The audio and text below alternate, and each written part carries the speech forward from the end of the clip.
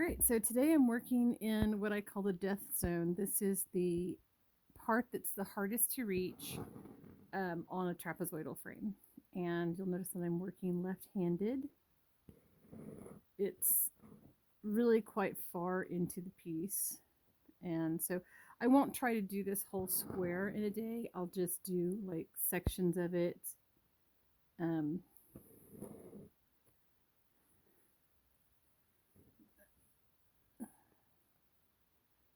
and it's a little bit messy, so I'll definitely want to go over it and make it as neat as possible, because this is when somebody picks up the underskirt panel to inspect it when I'm wearing it. This is going to be the part that they're going to be able to see really easily. So I do want it to be as good as I can get it, but you know, it's not going to be as perfect as I can make it. So again, I'm using the gold plated passing thread. This is my standard size. This is the 0.15 millimeter smooth passing thread. I'm using 4 strands, and they are waxed with standard embroidery wax. When waxing the threads, a softer wax is always going to be better. The plated threads, I mean. The plated threads can uh, you can separate the plating off of the silk really, really easily. So you want to use a softer wax, or you want to soften it a little bit. And the best way to soften it is like if, well, here in the South, just set it on a windowsill. Um, or just like set it on your lap, and that will soften it. Okay, so I'm getting to the kind of tricky part of this leaf shape. And again, you want to section it off and then fill in the sections. This part isn't particularly well marked, so you just kind of have to guess.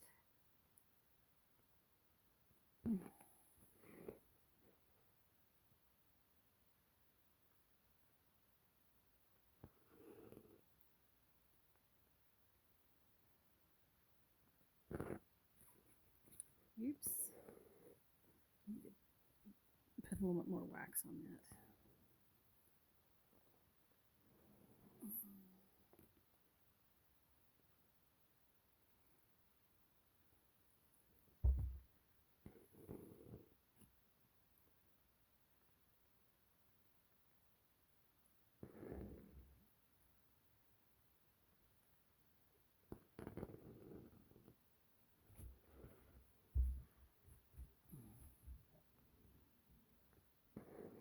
So again, this intersection is really the only what I would call difficult part.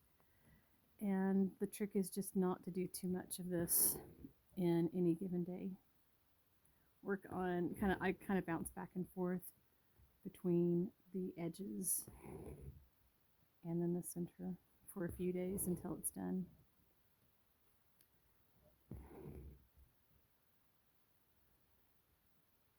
So I started this in January of this year, 2026. Oh, so I need to get some more wax on that. But I've had so many other projects that I've done and finished between when I started this and now when I'm working on this at the end of March of the same year. So I finished my giveaway underskirt panel, which took about 300 hours.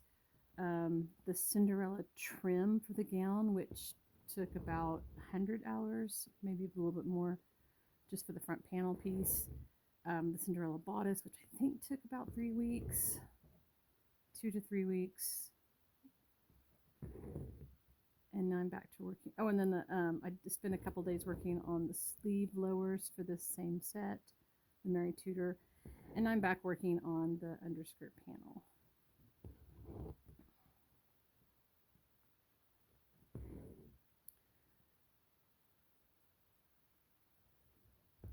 So it's quite far away, so it's a little bit hard to see.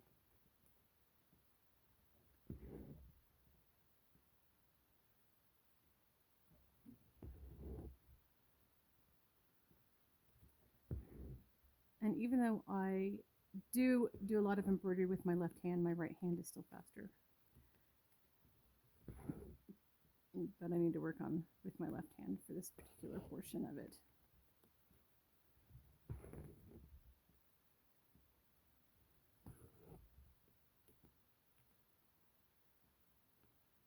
One of the things, don't let perfectionism get in the way of you finishing a piece. You're going to learn so much just by finishing the first piece. Hopefully the lesson won't be never do it again. But like when I finished my very first underskirt panel, I did the Queen Catherine par, and I satin stitched all the leaf and flower shapes. And so that project just went on and on and on. And I finished it and I thought, nope, never doing this again. Obviously, I did do it again. I think I've done it like something like 12 times now. But I never did it with the hand embroidered flowers again, which is not how they were done on the original anyway.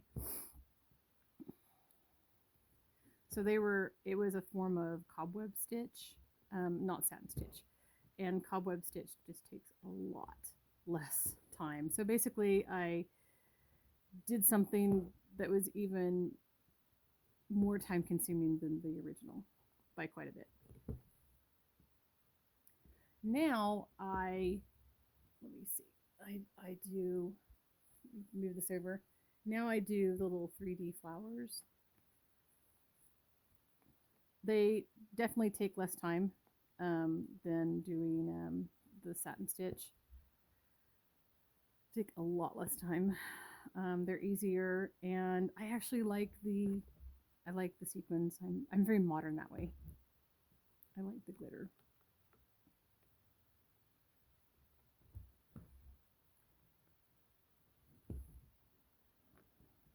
Okay, so when we finish with a section, a little dab of glue will go on that. Okay, so now I have 3 needles loaded full of thread. And you can hear how this one with the smaller eye, has a much smaller eye, is really pulling at the thread.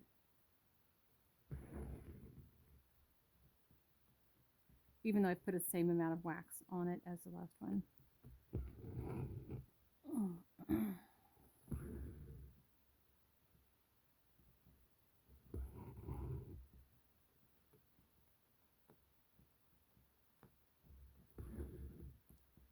So I will work the full 3 needles of thread, and then that will be all I'll do in the middle for the day. I'll work on other sections, so I'm not ripping my back apart. And I'll come back and do another 3 needles tomorrow and 3 needles after that, and pretty soon this center section will be completely done. So a lot of people think, oh, I don't have enough patience, or they're just kind of overwhelmed by the amount of time that it takes. But honestly, you guys, the time is going to pass anyway. And it's not expensive to do it yourself. Now, the hardest part actually is trying to get this needle to come from the right place. No, the hardest part actually is getting the pattern on. You really do need a silhouette cutter to cut it out. The cameo, the problem is it's in the cloud, and if you have a power hiccup, then you're, wow, yeah, you have to start over. So the cameo cutter works with my files, and it's not, you don't have to worry about like losing, like having to recut the entire thing because it stopped cutting at kind of a critical moment, or at any moment once it gets started. So that's kind of the biggest and hardest part, is to get the pattern on. That's always my least favorite part.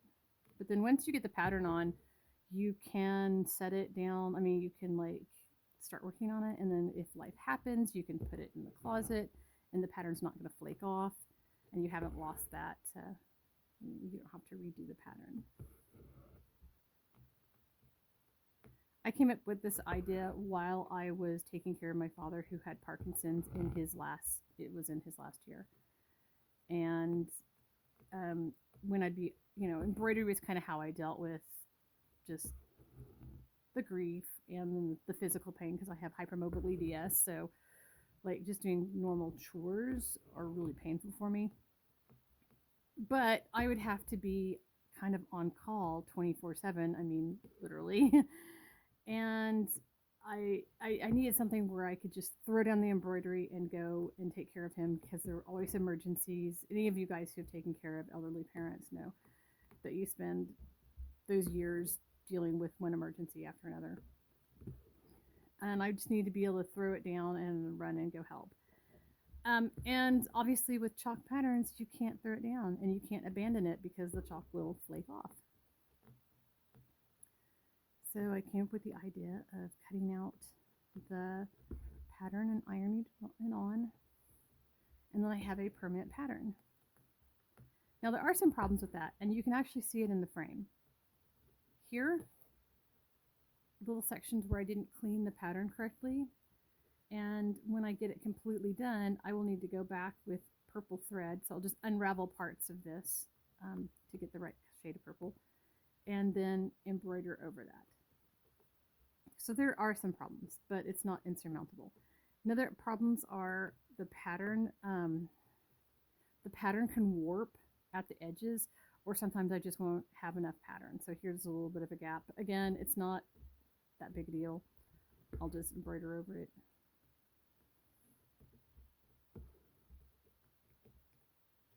I have started to look into silk screening.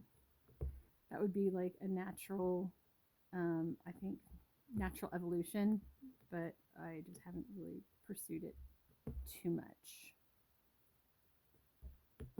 And stencils, I have done stencils for my back that actually is much harder.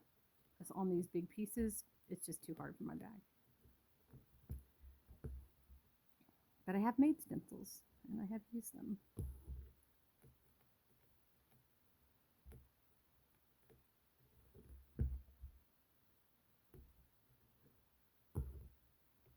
And now my needle is getting quite short, or my thread is getting quite short.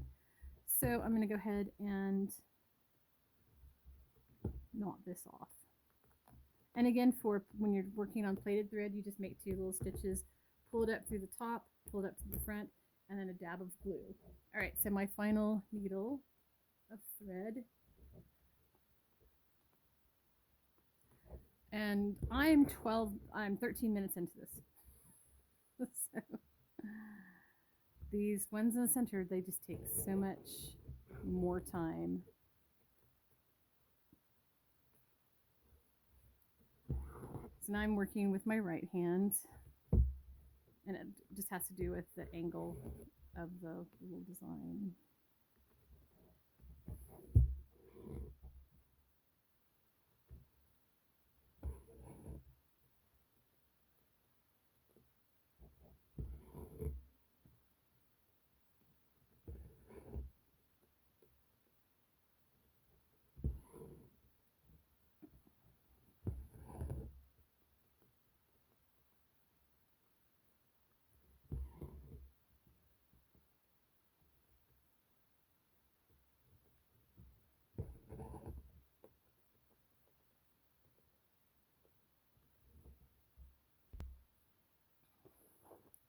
All right, here I am finishing up the leaf.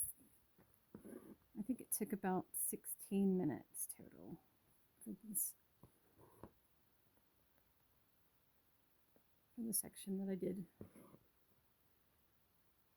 And it takes about 7 to 8 threads of the gold plated,